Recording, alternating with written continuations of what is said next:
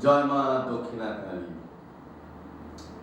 Welcome to SS Bangla. আপনারা দেখছেন আমি গুরুজি সীতারাম সেনাপতি, ভূত প্রেতের স্পেশালিস্ট।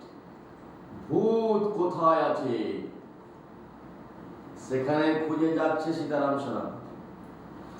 আপনারা ওঝার কাছে গিয়েছেন, বড় বড় তান্ত্রিকের কাছে গিয়েছেন, নামে বড় তান্ত্রিক, কাজে কোথাও জানেন না। কিন্তু সে এক কথাই সেনাপতি শেষ কথা ভূত প্রেতের ব্যাপারে। তার আগে আমি এটা দর্শকদের কাছ থেকে, যারা আমার ভক্তরা আছেন, আমার অনুষ্ঠান ফলো করেন, আমাকে ভালোবাসেন, ছোটদের জন্য আন্তরিক শুভেচ্ছা এবং বড়দের জন্য আন্তরিক শুভেচ্ছা ভালোবাসা আমি মন থেকে জানালাম। সকালে মোবাইল খুলে একটা দুঃখের ছবি দেখলাম, মা ছেলেকে জড়িয়ে ধরে দুজনেই মৃত্যু হয়েছে। তো মা মাই হয়, মা চলে গেলে মা হয় না, বউ চলে গেলে বউ হয়, মা চলে গেলে মা হয় না। মরে গেছে দেখুন, তো বাচ্চাটাকে কোলে করে আঁগড়িয়ে দুজনেই মরল। কিন্তু এই বর্তমান যে দেখতে পাচ্ছি, বর্তমান যুগের পরিস্থিতি এবং যা কিছু এখন করে যা আবহাওয়া দেখতে পাচ্ছি, ছোট বাচ্চা ছেলে মা চলে যাচ্ছে, কার কাছে গেছে? তার ভালোবাসার কাছে গেছে। কিছুদিন বাপ দেখলো, বাপ দেখতে দেখতে কিছুদিন পর সেও একটা মেয়ে নিয়ে কোথাও চলে গেছে। বাচ্চা ঠাকুমার কাছে কিংবা দিদিমার কাছে মানুষ হচ্ছে। নিষ্পাপ বাচ্চা রাতের পর রাত, দিনের পর দিন কান্দিছে, মাকে দেখতে পাচ্ছে না, বাপকে দেখতে পাচ্ছে না। যারা পাপীরা তারা আনন্দ করছে, ফুর্তি করছে, কোথায় ঘুরতে ঘুরতে গেছে। বাপও ফুর্তি করছে, মাও ফুর্তি করছে, কিন্তু নিষ্পাপ বাচ্চার কথা কেউ কি ভেবেছে?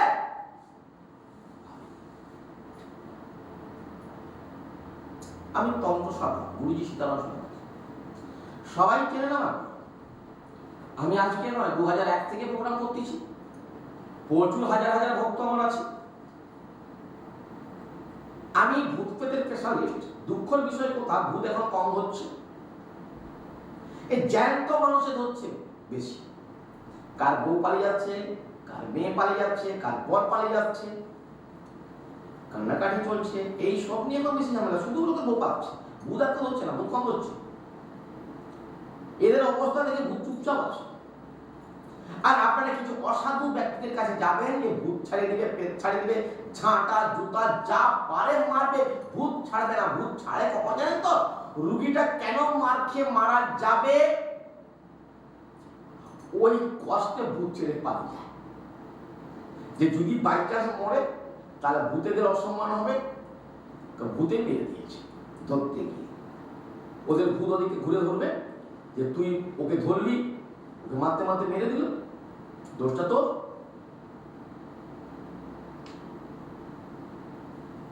ভূত এভাবে ছাড়ানোর নিয়ম নেই,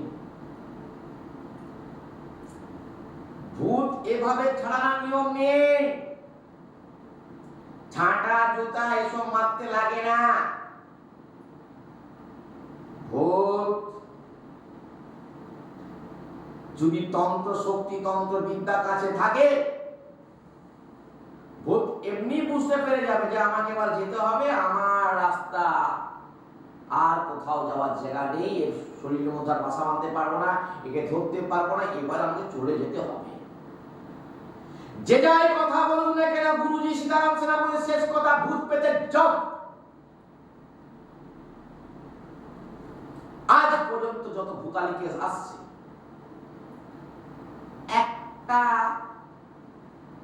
ভালো হয়নি এরকম কোনো খবর নেই। হ্যাঁ, যেটা করতে বলবো সেটা করতে হবে, যেটা কাজ করতে হবে, সেই যজ্ঞ হোক, মাদুরি হোক, কাটা হোক।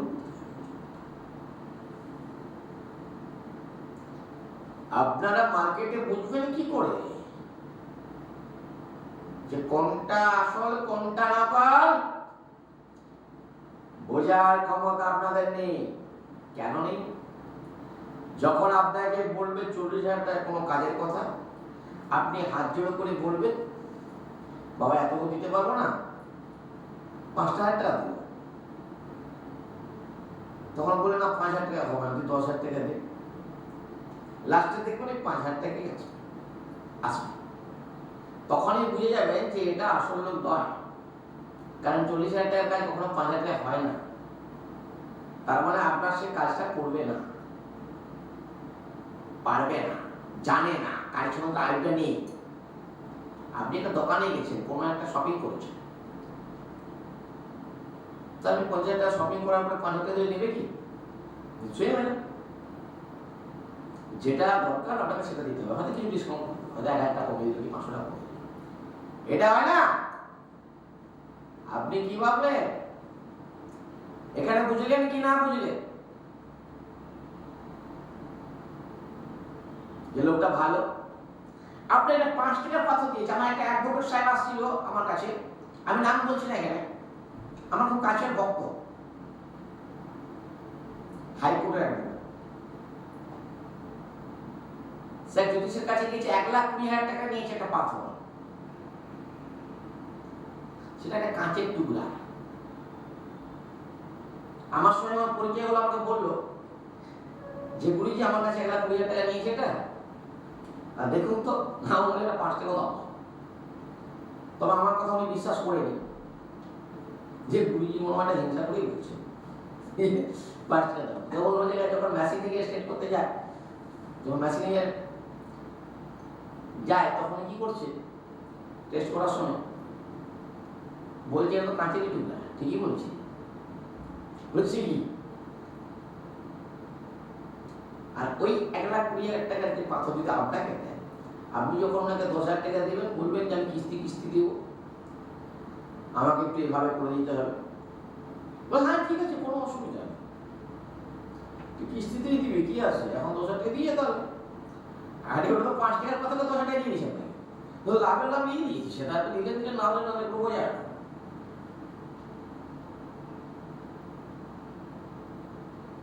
তান্ত্রিক খুঁজছেন? তান্ত্রিকের তো এখন পাবলিকের যে তান্ত্রিক বেশি হয়ে গেছে, অ্যাস্ট্রোলজার বেশি হয়ে গেছে। এরকম যেমন ভুয়া ডাক্তার বেরাচ্ছে, ভুয়া পুলিশ অফিসার বেরাচ্ছে, ভুয়া আইপিএস অফিসার বেরাচ্ছে, ভুয়া সিবিআই বেরাচ্ছে। তো সে তো জ্যোতিষের মধ্যেই ভুয়া নেই, আপনাদেরকে একটু বুঝে নেই, ক্ষমতা নেই বুঝে।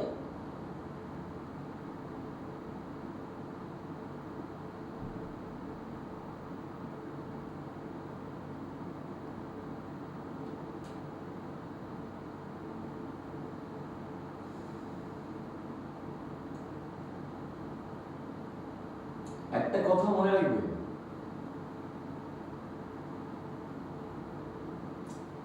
জীবন আপনার,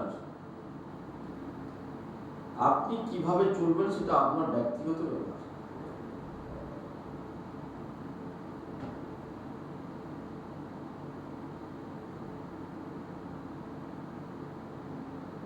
তাতে কারো কিছু বলার অধিকার নেই।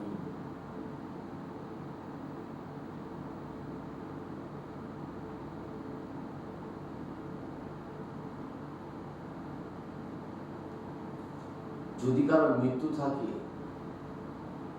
সে মরবে, আপনি আটকাতে পারবেন না। আপনি আটকাবার কে? আপনি কাঁদছেন কেন? আপনি কিছু হারিয়েছেন? আপনি তো একা আসছেন, একাই আপনাকে যেতে হবে। একটা কথা মনে রাখবেন, সবাই কিন্তু টিকিট কনফার্ম স্বর্গলোকে যাওয়ার জন্য, মৃত্যুলোকে যাওয়ার জন্য। কেউ কিন্তু ওয়েটিং এ নেই, টিকিট সবাই কনফার্ম, কিন্তু ডেট পড়বে, সে ডেটে কিন্তু চলে যেতে হবে। তখন থাকবো বলে রাখবে না। আর এখন যদি আপনি বলেন যাবো, তাও নিয়ে যাবে না, আপনার ডেটে আপনাকে। আপনি আমি সেই চন্দ্রলোক থেকে আসছি, কোন কাজ দিয়ে পাঠিয়েছে আমাদের, সেই কাজ শেষ হয়ে গেলে আবার ডেকে